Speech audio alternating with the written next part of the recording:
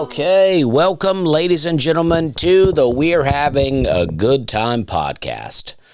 My name's Dusty Slay, and I'm your host.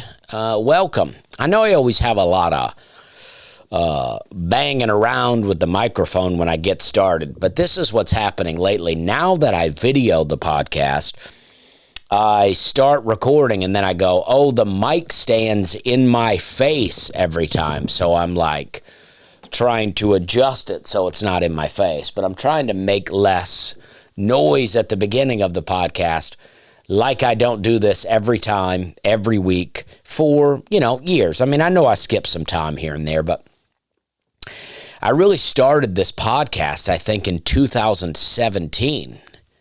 I mean, I've moved. I was living in Hendersonville when I started it. Then I moved to the west side. Then I moved to Hermitage, and then I moved to where I'm at now, and that's 4 moves. A lot has gone on since I started this podcast. In fact, sometimes people say they go back to the beginning. I don't know if episode 1 and 2 is actually there. I've tried to go back and check. It feels like episode 2 actually got logged in first, and then there's episode 1. I don't know how far it actually goes back, but a lot has gone on since I've been recording this podcast. It's a real journal of my life. I mean, when I started this podcast, I was just beginning to headline clubs, but I was, not, doing very, very well as a comic. I think I had not done any late night yet. Maybe, no, I had not done any late night. I was married already. Me and Hannah were already married, but I've ruptured my appendix. I've had 2 kids. I've built quite a career since I've started doing this podcast, and that's pretty awesome. I want to say this right off. I saw a comment about this. My last podcast, I talked about how people always say they think it's the end of the world because everything is so bad. And I said, I think it's going to get a lot worse than this. And I referenced how things were going well for me. And someone commented, they said, you sound like you're saying because things are good for you, then everything is okay. And if I sounded like that, I do apologize, because that's not how I was trying to sound. I guess what I was saying was, I just think when we think end of the world, and then, I feel like there's stuff in Revelation where they talk about, Christians getting their heads chopped off and stuff like that. And maybe that is happening in other countries. But I just feel like we're going to see it getting much, much worse. I recorded a podcast on Tuesday, and then on Wednesday, there was a murder, a very public murder that I wish I didn't see. I mean, I've seen some pretty bad stuff online. I've been online for a long time, and I've seen some pretty bad things. But I wish I didn't see that. And I don't know. I don't really want to get too much into it, but, I'm talking about Charlie Kirk. And because I know a lot of people have mixed feelings about him, that I don't want to get too into it, but I believe he was a Christian man.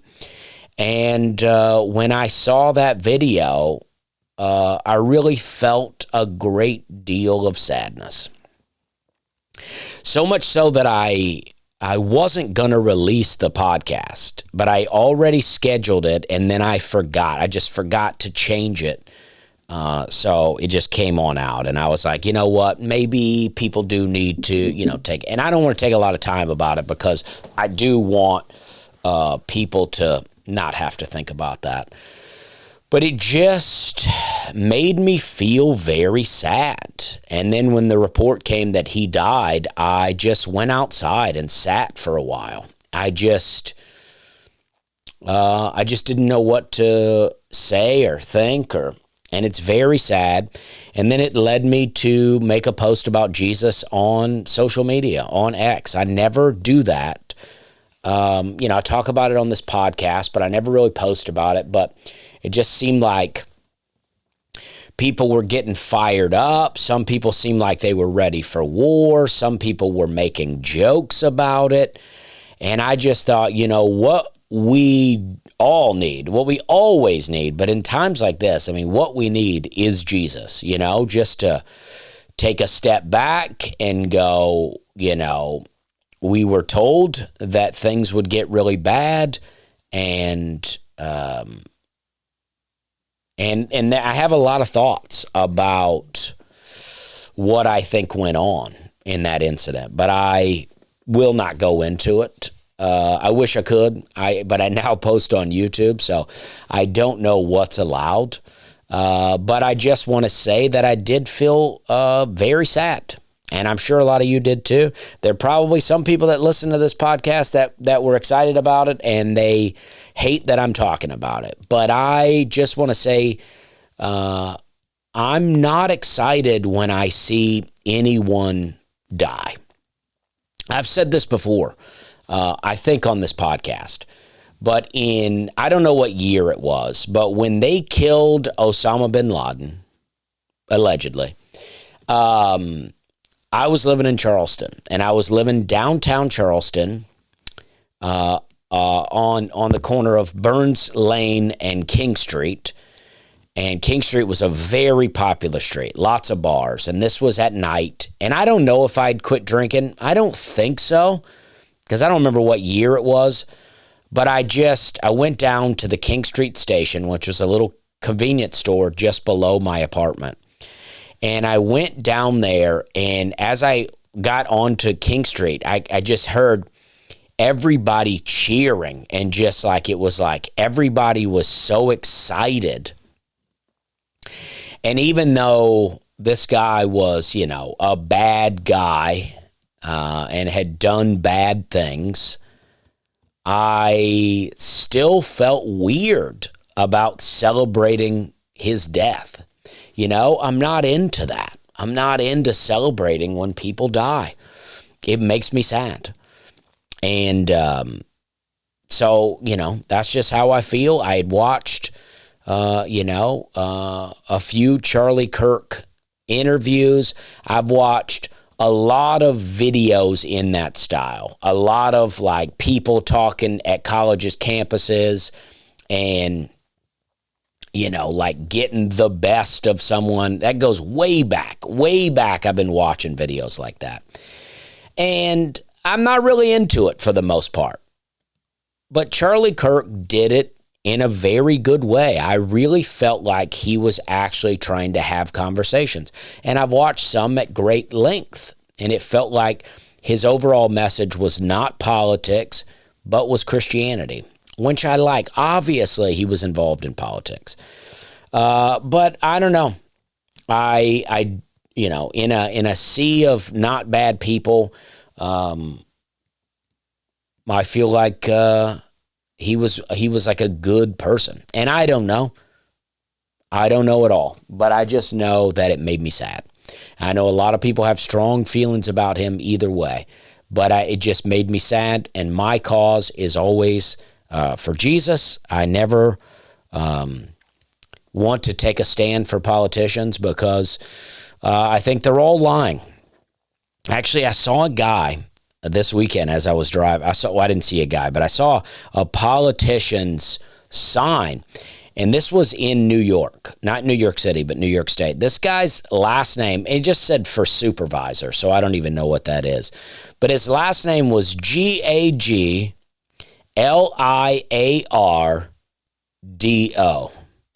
Gagliardo. And I'm sure that's pronounced different.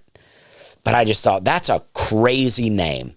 Because politicians, it feels like what they do is gag us so that we have no voice. And then they are liars. And then all we want them to do is to do something. And I just thought that was interesting. The guy I was riding with, I don't think he thought it was as interesting as me. But but that's it. That's all I want to say. I love you guys. I appreciate you guys listening to this podcast. But I felt like that was necessary to say because I felt a little disrespectful putting out the podcast last week. But I record this on Tuesday, as I'm doing today, and then it comes out on Thursday. I have, the other podcast I do, Nate Land, comes out on Wednesdays, so I don't want to compete with that. And then I think there are some of my other friends on Tuesday. So I'm just, there's only so many days, but I'm just trying not to compete and have conflicts. But I appreciate you guys. This weekend, let me go ahead and say, this coming up weekend, I'm going to be in Reading, PA, and then I'm going to be in Wilkes-Barre, PA. I'll be there. Those shows are going to be great. I've been doing an hour and a half. I've been talking about doing an hour 20. Now I'm up to an hour and a half. I don't know if I will continue to do that long or if it will get longer. I've even said now I like the idea that maybe I'll do 2 hours one day and not even have an opener. I know that doesn't make sense because, having the opener gives people an opportunity to perform. But I don't know. I just like the idea of just doing a full-on show like that. I don't know. Who knows where it'll go. But I'll be there doing that, and I'm excited about it. I hope you guys will come. The show's good and fun, and I won't talk about any negativity, and my podcast will, or my live shows will never be a bummer. I'm so pumped about them. I love what's happening, and it's great. This past weekend, I went to Binghamton, New York, which I've never been to. Very nice place. I didn't get to see a lot of it because I was basically in and out. But everybody was very nice. The show was great. Tons of people reached out. I've not been doing meet and greets because it's really tiring. I do a long show, and then the meet and greet is pretty exhausting. But I had an unusual amount of people emailing me, sending messages to my website messenger, my inbox, asking if I was doing a meet and greet. And so I decided to do it, and I did it, and it was really great. I got a hat from someone that I wore on the Nate Land podcast yesterday. Appreciate them. This hat comes to me from my friend Maggie. Oh gosh, now I forgot her last name. I always forget everybody's name, but it happens all the time. But she just put out a Nate Land special. I don't know. I'll never find it. Maggie DiPaolo. Well, I just wanted to... Maggie Hughes DiPaolo. Yes. She gave me and my wife these hats. And she'll be doing some shows with me later in the year in Elkhart, Indiana, and Chicago, Illinois. But this weekend I was with Bill Lake. He's from Binghamton. Bill Lake's a very funny guy, lives in Binghamton. And we did that show. His mom came. I met his mom, and we had a lot of fun. And then the next day, we drove through New York State. We did all back roads through New York State up to Buffalo, New York, and we had a great show. I loved Buffalo. I'll tell you what, the people in Buffalo were so nice. I've only done one weekend in Buffalo. I've not spent a lot of time there. I got a lot of love for Buffalo because of Stu Barber, who I've talked about many times, played football at the Buffalo Bills, and it's made me love them. My friend Mark Schlahatka did improv with me at Theater 99. He's from Buffalo. My friend Danny Green, who I was roommates with, who now lives in L.A., who we did comedy together. He's from Buffalo. And I love those people, and it makes me love Buffalo. And I've only done one weekend there at Helium, and it was great, but people were so nice to me. This never happens to me, and this is why I bring it up. And honestly, it never happens to me, and it made me a little uncomfortable because it was so nice. But they cheered for me as I came out, which is very normal. And then I took the mic and I was like, all right. And then it wasn't even we're having a good time. I was just kind of like, all right. And I got a second applause break from the audience. And I was like, wow. And it did add a tremendous amount of pressure. I was like, well, this show better be good now. But the show is good. There's some new, the whole thing is new from the special, but there's parts that I'm trying to iron out. But I'm up to an hour and a half, hour and a half with no messing around. If I'm riffing, I'll end up cutting jokes so that it doesn't go on and on and on. But I've been riffing a lot too. And I love what's going on. All right, so I want to get into this. Somebody sent me this question today. One of my friends from back home, Brent Broadwater, sent me this question. And it's, it's not an uncommon question, but it just got me thinking. And I thought this is a conversation worth turning over to, podcast listeners to see what you think, because I did not have a good answer. And maybe no one does. And I don't think there is a good answer. I don't think you can really, say, right? But this says, the question is, who is the greatest comedian of all time to you? That's what he said. Now, I know everybody these days likes to say Dave Chappelle is the greatest comedian of all time. Even Dave Chappelle likes to call himself that, which I feel like is a little cheesy, a little cringy. If you're calling yourself the greatest of all time, I feel like it almost disqualifies you. I think Dave Chappelle is great, very funny. And I think, and again, who cares what I think? But we're just talking here. We're just having a conversation. I think that if Dave Chappelle just did Killing Them Softly and then The Chappelle Show, and then we never saw him again, I think that alone could put him in at being one of the best of all time. I mean, The Chappelle Show was unbelievable. And Killing Them Softly was such a great special. And then up until that, I mean, you had Dave Chappelle, and he was in Con Air. He was in, obviously the weed movie. I never can think of it. I always think How High, which is a very funny, underrated weed movie. But you know the one. You know the weed movie that Dave Chappelle was in. And then there was Robin Hood, Men in Tights. There's several movies that he was in. It's like that. All of that would be enough to make him one of the greatest, if not the greatest. But I feel like his comeback and then pumping out just so many specials, it to me almost diminished it. It almost makes it like not one of the greatest of all. Obviously one of the greatest of all time, but not the greatest.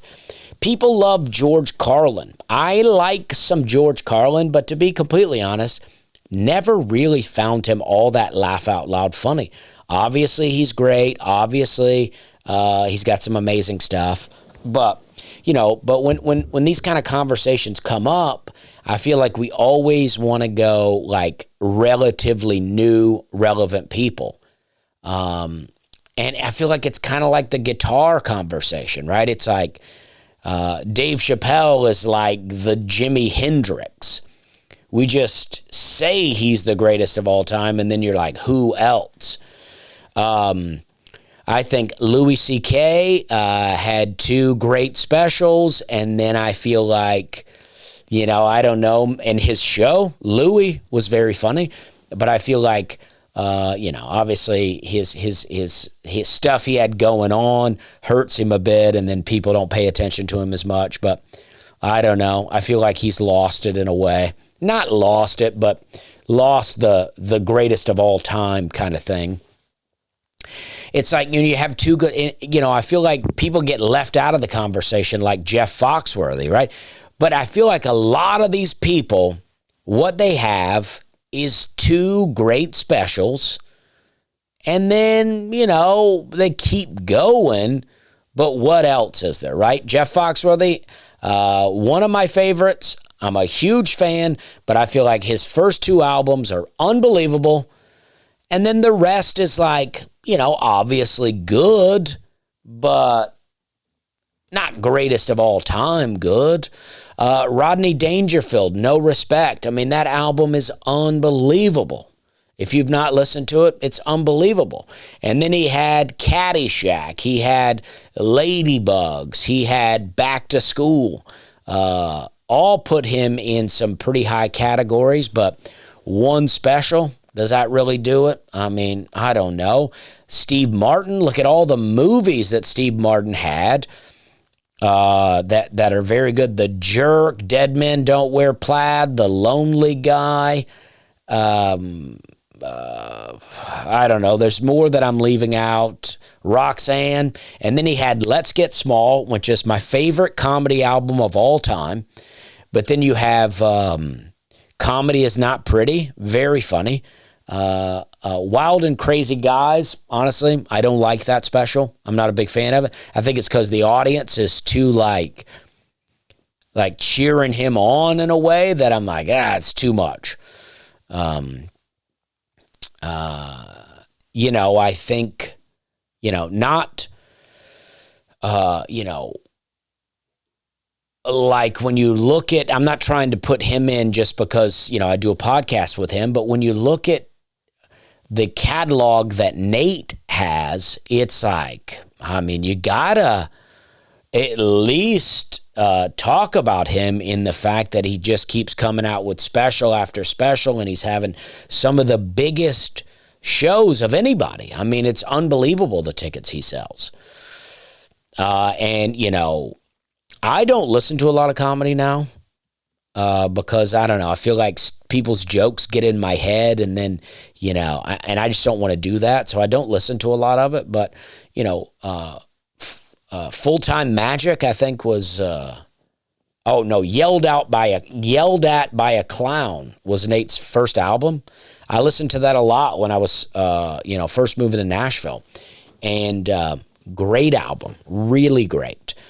John Mulaney had 2 really great specials back to back. Not to mention the album that he had before then, where he had the jukebox thing at the Salt and Pepper Diner. If you've not heard that, that's unbelievable. John Mulaney, I think that's just an audio album with the Salt and Pepper Diner. And then you have New in Town and The Comeback Kid. Very good. But I don't think anybody would even consider him one of the greatest of all time, even though it's like, why not? Those are such good specials. Bill Burr had 2 or 3 really good ones before he just kind of became, not really much to him, in my opinion. It's like you're yelling a lot, and then when you're kind of like, and now it feels like he's yelling at his old self. He's yelling at the kind of guy he used to be on his first 2 albums where we all really liked him. And I feel like people sometimes hang around too long and ruin their own legacy. That's what I think he's done. And these are, these are just my thoughts here. I'm just sharing because I thought this was an interesting. It's not an interesting question in the fact that people always go, who's your favorite comic? But to say, who do I think is the greatest?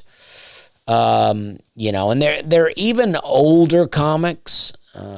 I think Gary Goldman had some really, really good jokes. I mean, his album where Grapefruits of Wrath was on, is that's one of my favorite bits, his bit about grapes. But he's now like depressed. Maybe he was always depressed, but he's really talking about it now. And it's like, I don't know, I'm not into it, but I like Gary. I like what he's doing with his style. He's now wearing a kind of a old-timey suit, and he's got the Colonel Sanders look. I think that's fun.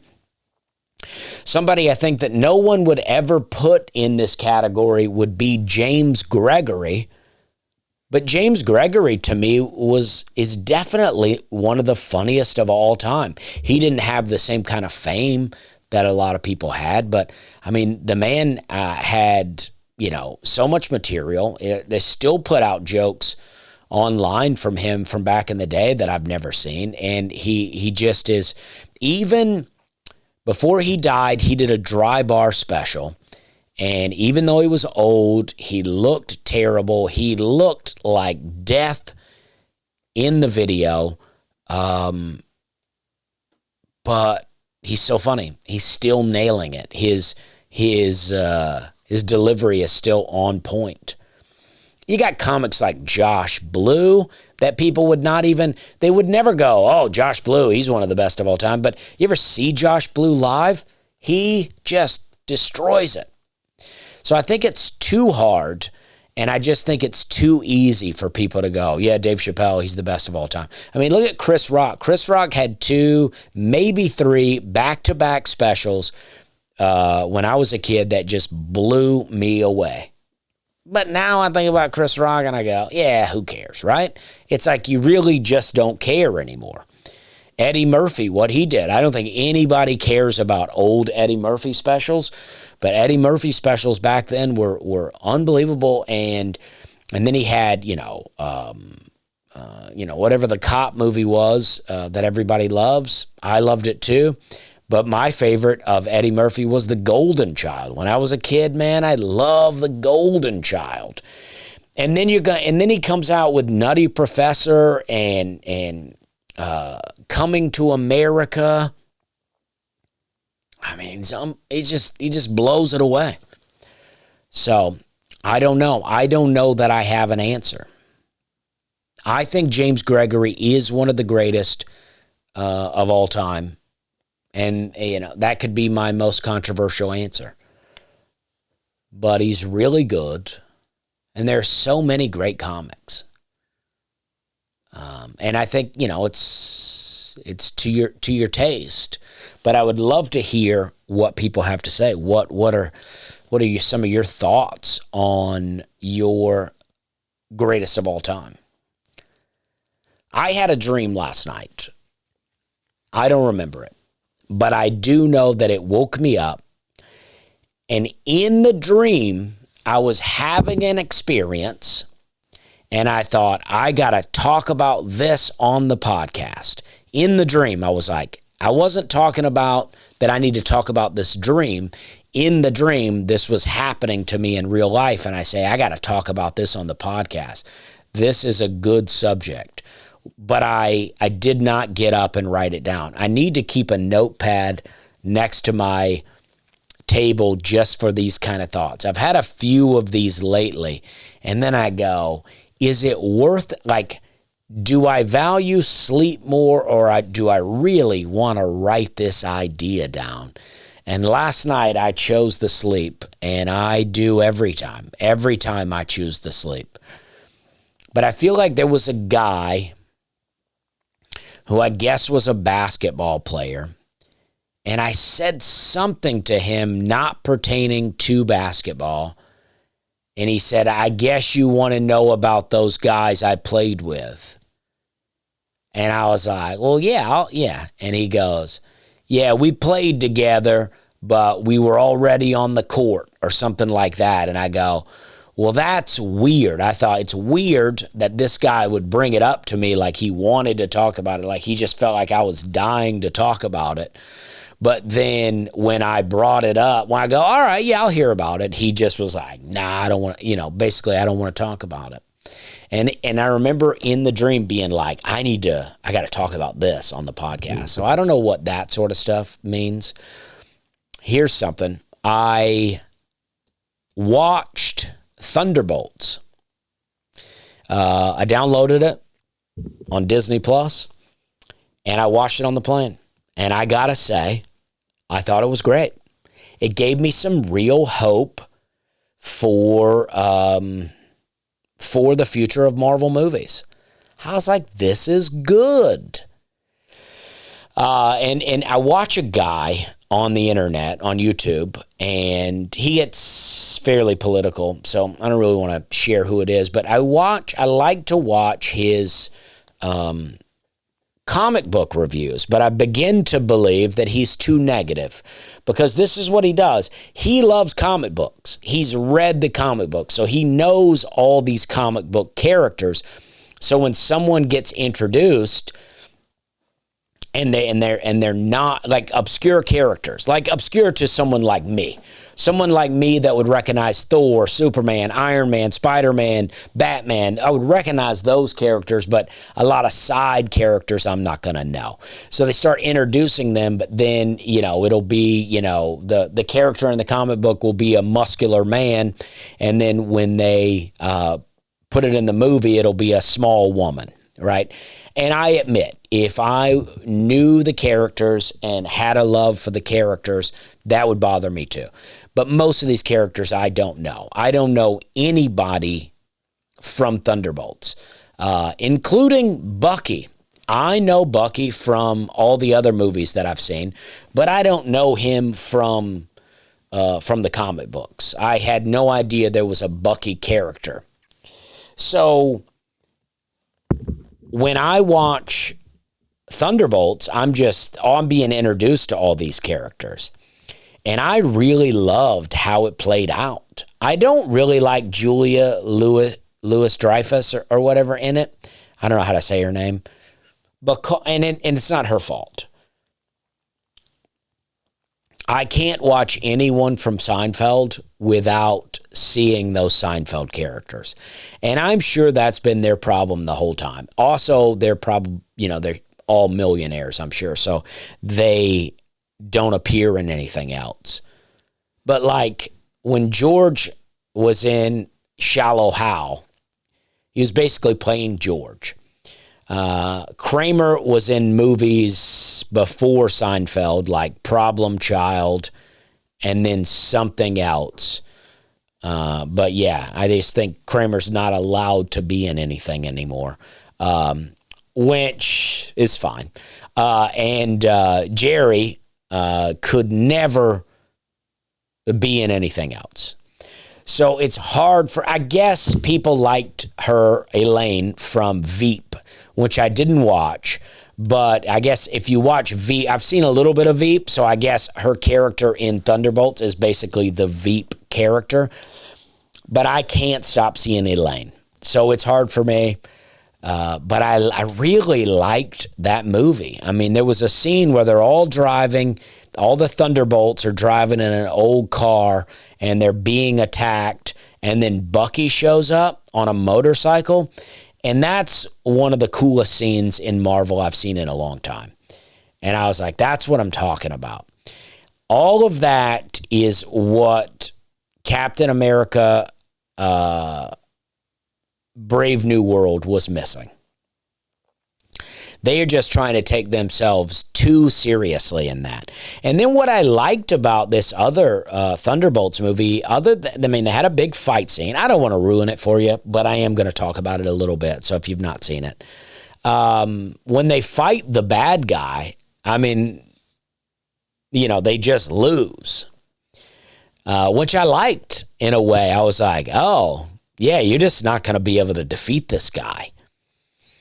And so other things took place, and it was a different style of movie, and it got a little deeper in a cool, artsy way that I liked. I guess you could say got a little modern day, everybody's depressed and going through mental health issues. But in this movie, I didn't mind it. I was like, oh, I like this direction. I like how they took this. Now, they did totally, I have not seen Fantastic Four yet. Maybe when it hits Disney Plus, I'll watch it. And I've not seen the new Superman, which I would like to watch.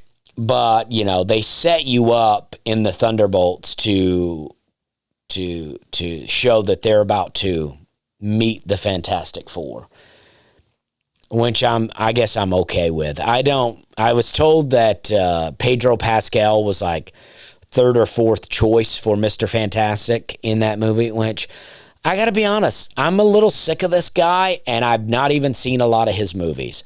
I just get sick of a guy when everybody's like, oh, he's the best. He's so attractive. We love this guy. And I'm like, I don't know. I'm not that into it. I don't get it. I'm not that into him.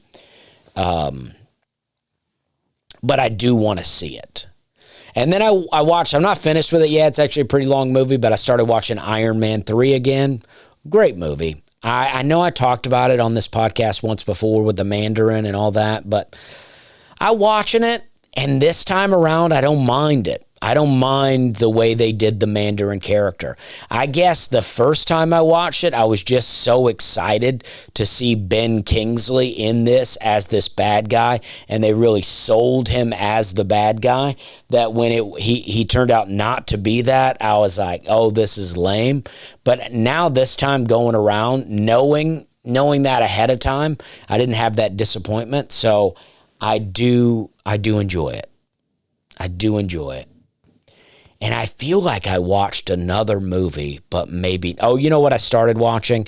I started watching the movie Signs with Mel Gibson, because someone had said that Signs was basically a movie about demons and not about aliens, even though they say aliens. And so I wanted to rewatch it. But it was pretty long, too, and I was in the airport, and I just was kind of like, I'm not really in movie mode. And I know that now I'm just on a long thing of talking about things I've watched. Another thing, I bought all of the old... I got really into the Incredible Hulk. My son's into him. My son loves Incredible Hulk. So I started, I went back. I started showing him YouTube videos of Hulk fighting on, in his movies, and that's what got me into watching the Eric Bana Hulk. I was actually like, oh, this seems pretty cool. And then I ended up watching that movie. And then it just took me down this deep dive. And then I bought him a graphic novel. He's 2 years old. This is way above his comprehension. But I read this graphic novel about Gray Hulk. I read it to him, one chapter at a time for bedtime. And I don't know that he was grasping it at all, but he seemed to enjoy it, and I enjoyed it. And it was like a really dark side, and it just seemed much deeper and darker and less comic book-like, right? It was just like, I don't know, it felt like they were telling a real story, a real kind of love story of, Hulk hates Bruce Banner, but he is Bruce Banner. But he remembers Bruce Banner's girlfriend, Betty, even as the Hulk. It's like the only thing he remembers is Betty and then his other friend. And so he goes and basically kidnaps Betty, and he doesn't know why he's kidnapped her. He wants to be alone. He wants to be left alone, but Betty still brings him some comfort. And I'm just like, I don't know, it's just deep. And I just really enjoyed it. So I went and bought the old Hulk series that was on TV that I remember from a kid. It was reruns when I was watching it, but I do remember it, with Bill Bixby and Lou Ferrigno. And I watched one episode last night, a very long episode. But it was, it's David Banner in this and not Bruce. But it's pretty interesting. I haven't got too far into it, but it's pretty interesting. I'm down for it. And I want to get more into it. I was hoping that it would be a little closer to the comics. But it's not really. So I don't know. I don't know. I don't know what else to say. Oh, I also... before I move on to that, I wanted to say I'm coming to the Hartford Funny Bone on October 3rd and 4th. And Zach Townsend, who's opening for me, did get his own headlining night there. So I think it's the Thursday before the 2nd. So check that out. And I don't know if I ever addressed it on the podcast, but my Columbus, Ohio date got canceled. And... not by me. The venue itself closed down out of nowhere. That show was almost sold out, and it just closed down out of nowhere. I love Columbus. I've been coming to Columbus for a long time, and it really bums me out that it closed down.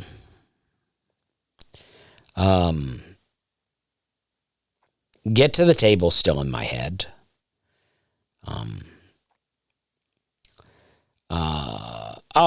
Here's something that I wanted to talk about.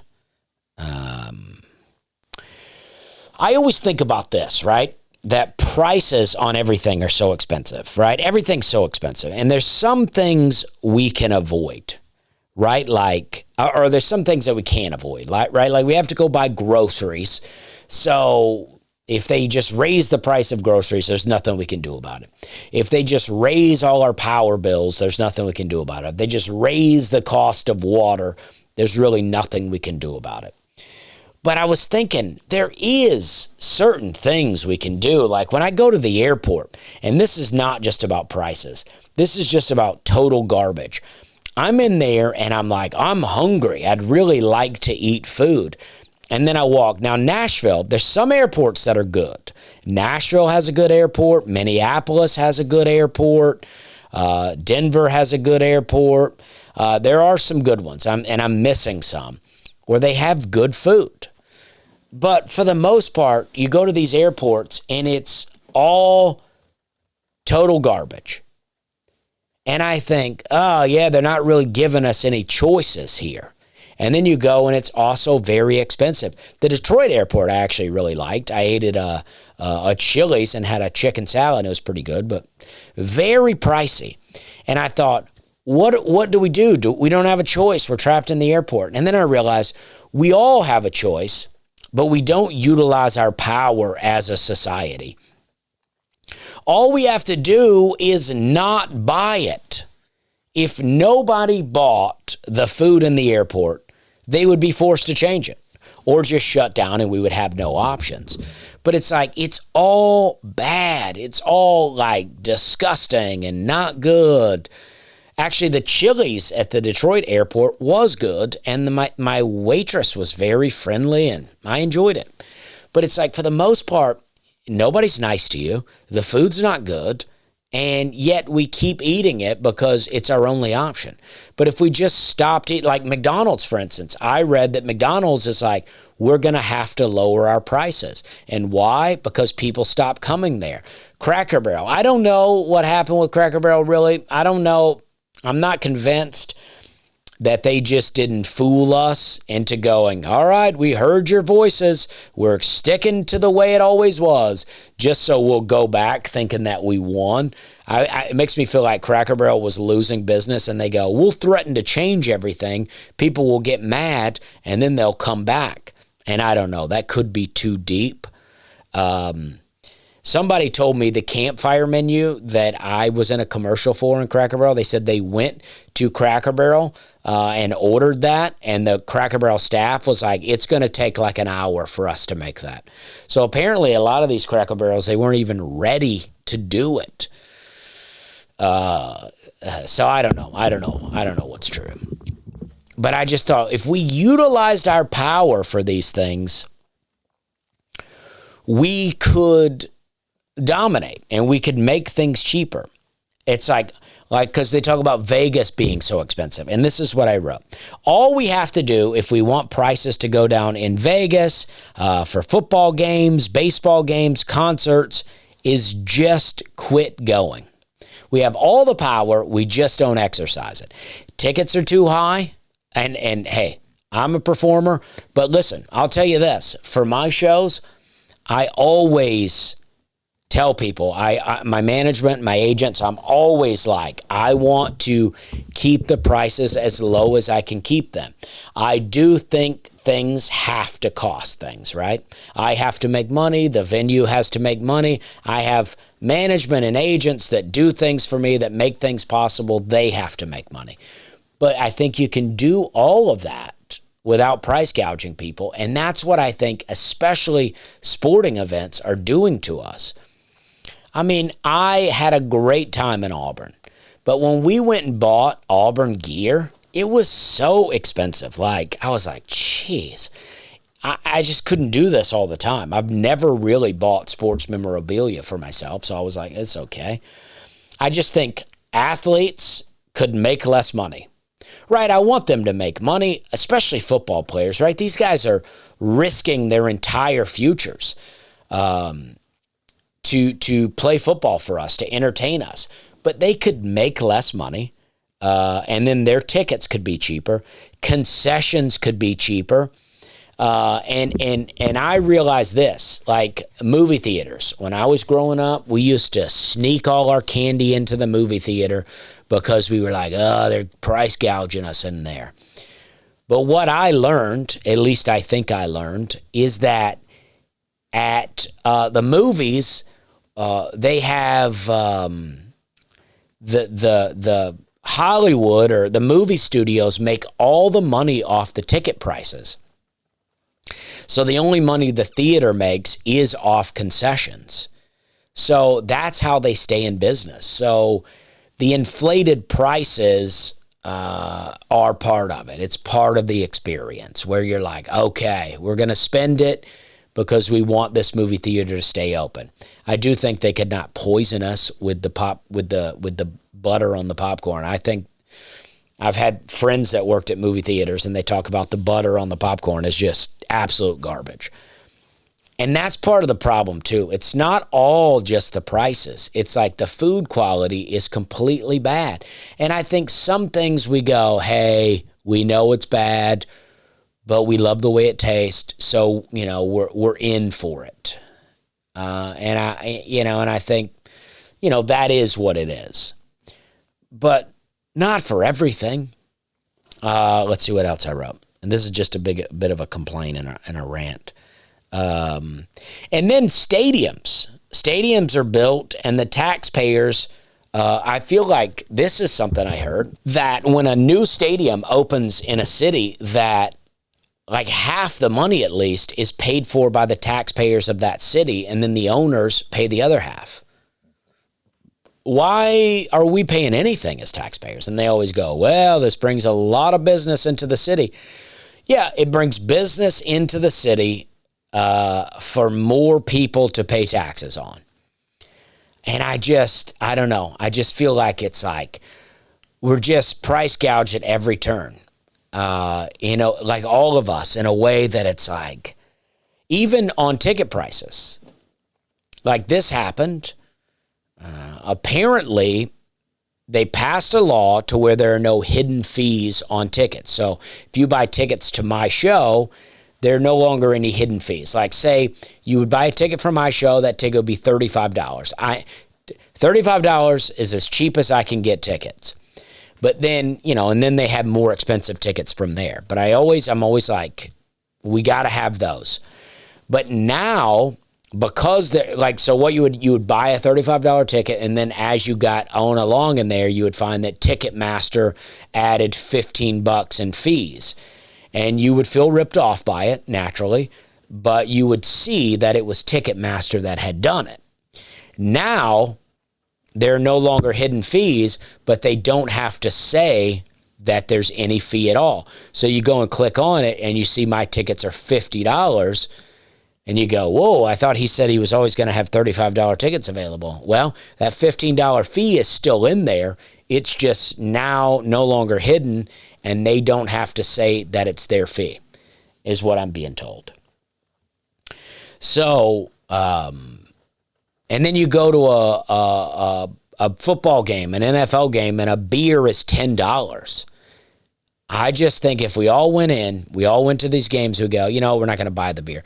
And I'm sure to some degree that's all part of it with the stadium too. They're like, well, this is how our business stays open. But I don't know. I just think we have the power to do things. We have the power to lower prices if we exercise them. But it just also feels like we never will collectively exercise that power. And anybody that tries to really rally that will get shut down. And so I'm not trying to rally that. But I'm just saying, as a group, we do have that power, but it does feel like we never will exercise it. Like I watch a lot of people on the internet and they'll go, when your picture's getting taken in the airport, you can refuse that. If you have TSA pre-check and you get randomly selected, you can refuse to go through the x-ray machine. And I've done it. I never done it with the picture, but I've done it with the x-ray machine. And, they make a scene out of you. They make you take your belt off. They fill you up pretty good. They get all over your body and you can refuse, but they really make a spectacle out of you. And it's like, if I flew once a year, I'd do it every time. But I'm flying every weekend. I'm like, I can't go through this every weekend. And sometimes I get randomly selected a lot. So that's my rant on that.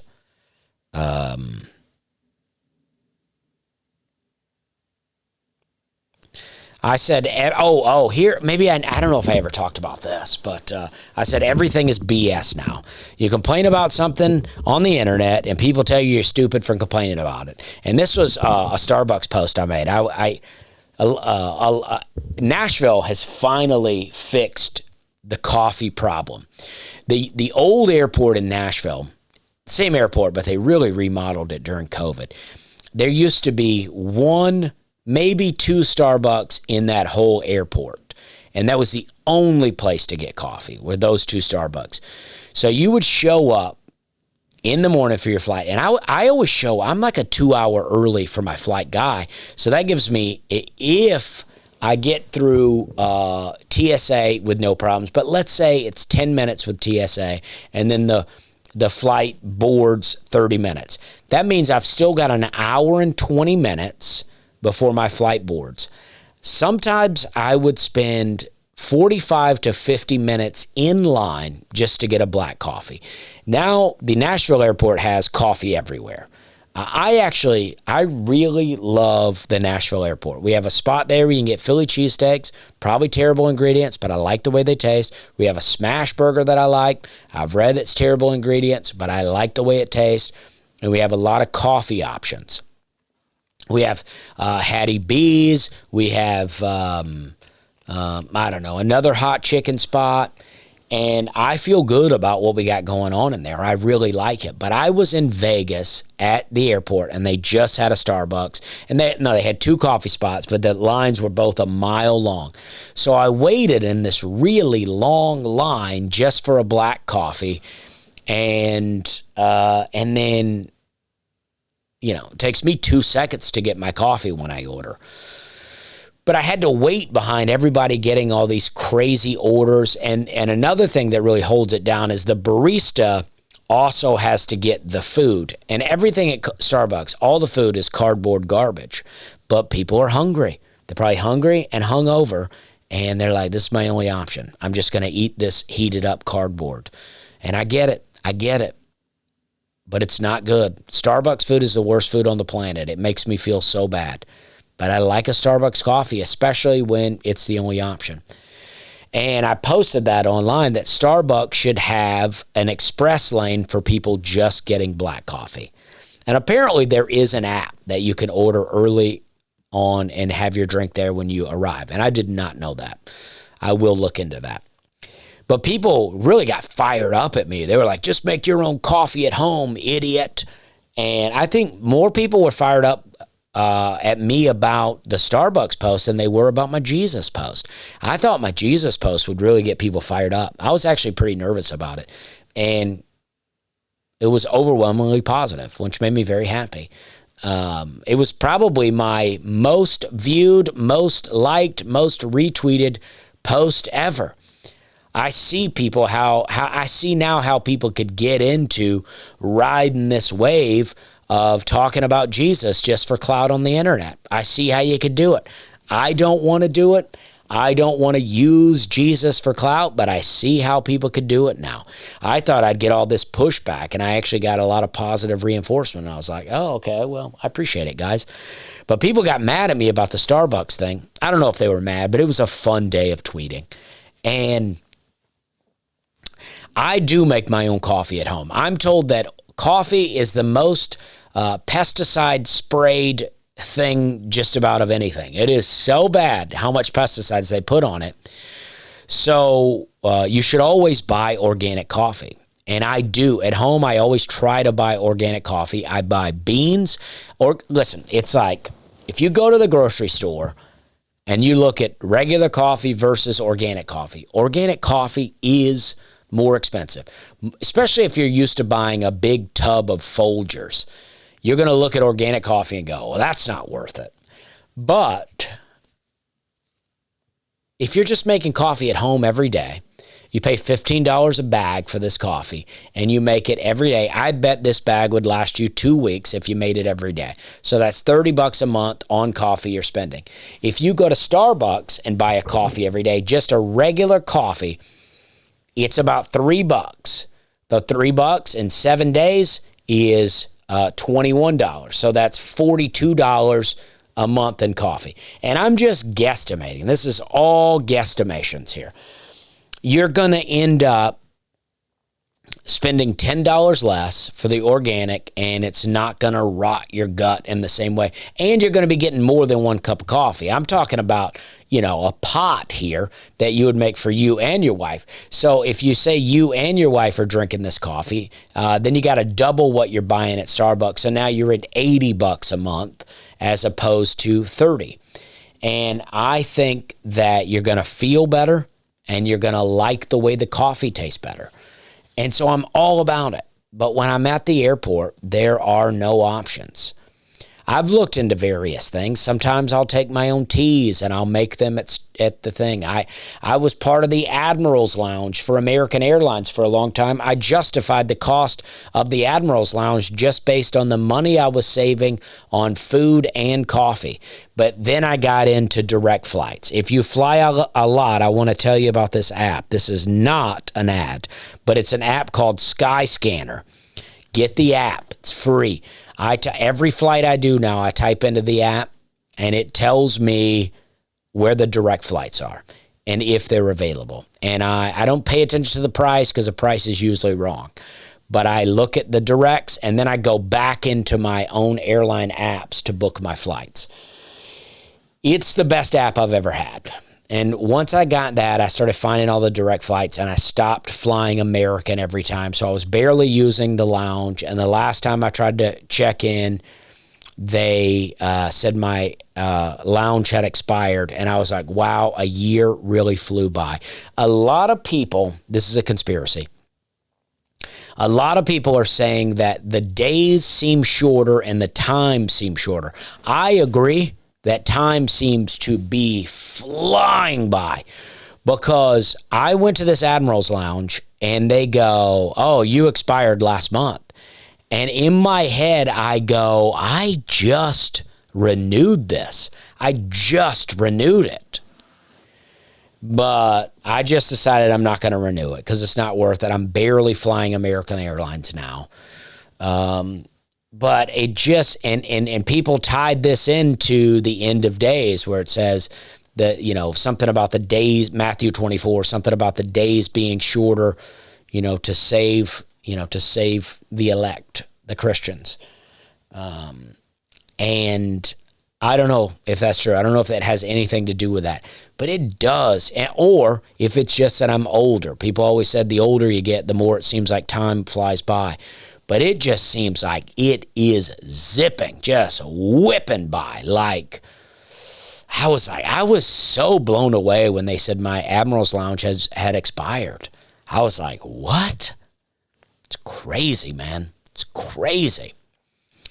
I've been not reading my Bible as much as I should, but I have been trying to read it. And I have read it. I read it some. I've been exercising in my hotel rooms. Big fan of that. I don't know if I still wanted to talk about Office Depot. I forgot that. That's what I wanted this podcast to be about. Now I've done a whole podcast and I didn't talk about Office Depot. Next week, that's what I want to do. I want to talk about Office Depot and and I want to just tell stories. I just want to tell some stories. I also think NFL's rigged. We had Jay Flake on the Nateland podcast yesterday, if you watched it. I don't know if everybody that watches my podcast watches Nateland. I assume not, but maybe. Jay Flake is a comic here in Nashville, but he's also a local referee, and we talked a bit about refereeing. But I think sports is rigged, and I am the least invested in sports this year than I've been in a long time. This year, it's like I just don't care. Now, I know that people in Buffalo love the Bills. It's Bills country. They love the Bills. But I was boarding with Southwest in Buffalo, and the lady boarding, she goes, I'm going to get you on this plane soon. I know you all want to get on there and watch this game. And I just thought, what? We all want to get on there and watch the game? I'm not even thinking about football. I'm thinking about the country collapsing and us slipping into a depression. I'm not even thinking about the game. It just seems wild to me. Well, listen, I hope this podcast was good. I hope you liked it. I love doing the podcast. I'm excited about it every week. I don't always have things to talk about, but I'm excited to talk about it every week. I'm excited to get on here and share things. I hope you watched the Kill Tony episode. Some people said that they didn't like that I was up in that like that, but I feel like you got to go into these places and you got to try to spread a little goodness. As I was going into it, I thought maybe I'll just get dirty. I'll slip into old Dusty and I'll get dirty with it. I'll say wild things. But when I was in there, I was like, nah, maybe I'll go in there and just roast some people. But then I was like, nah, that's not who I am. I'm not trying to roast people that are just on here trying to do a little something for themselves. Maybe if I did, maybe we would have got more views and those people would be helped more. But I'm not into that. I just was into having a good time. Who is the comic that you think is the greatest of all time? Who do you think? Don't say me. I appreciate it, but don't say me. Who do you think it is, though? I do have 4 albums. I can't get one on Spotify. Working Man. Apparently, Spotify will not let you submit to Spotify if you have tracks less than a minute long. And I didn't realize this. So my intro and my outro are less than a minute, but it's the only one less than a minute. The only 2 less than a minute. I'm so bummed about it. I don't know what to do. I will dig into it at some point and see what I can do. But I have 5 albums, including Wet Heat. It's not an album yet. It's a special. I have 5, though. And I think they're all good. I think they're all top-notch. But I'm not including myself on it. That would be insane. It would be absolutely insane if my friend goes, who's the greatest comic of all time? And I go, me, because it is insane. Daniel Tosh, I forgot to mention him. He has 2 really good, a good album and a good special. Incredible comedian. There's so many. The list goes on and on. It's unbelievable how many great comics there are. There's so many funny comics. Anyway, thank you guys for listening. We're having a good time.